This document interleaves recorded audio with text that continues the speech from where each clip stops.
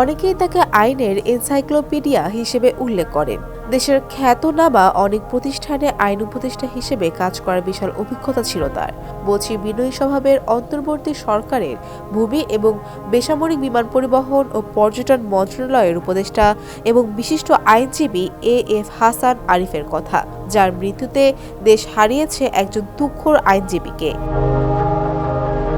৮৩ বছরের এএফ হাসান আরিফ ১৯৪১ সালে কলকাতায় জন্মগ্রহণ করেন।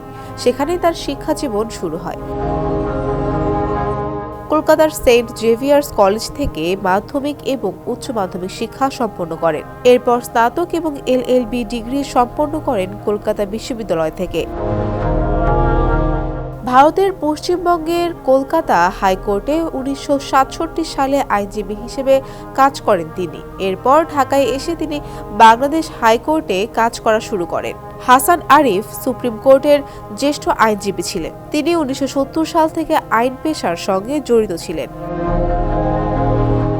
এএফ হাসান আরিফ বিদেশি বিনিয়োগকারীদের পরামর্শ, নির্মাণ সালিস, বাণিজ্যিক সালিস, অর্থ, ব্যাংকিং এবং সিকিউরিটিজ বিষয়, কর্পোরেট, বাণিজ্যিক ও ট্যাক্সেশন বিষয়, সাংবিধানিক আইন বিষয়, পাবলিক আস্বাদন, আরবিট্রেশন এবং বিকল্প বিরোধ সমাধানের অন্যান্য পদ্ধতি নিয়ে কাজ করেছেন। এর আগে হাসান আরিফ বিভিন্ন প্রতিষ্ঠানে কাজ করেছেন আইন উপদেষ্টা হিসেবে।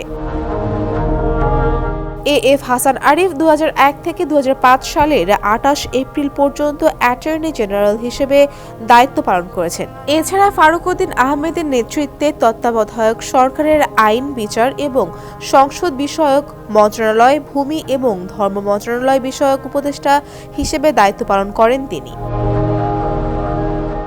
সানবিট সব দিবে সামাল।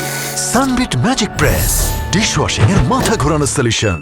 গত ৮ আগস্ট অন্তর্বর্তী সরকারের উপদেষ্টা হিসেবে শপথ নেন এএফ হাসান আরিফ। গত ১০ নভেম্বর উপদেষ্টাদের দপ্তর পুনর্বণ্টন করে সরকার।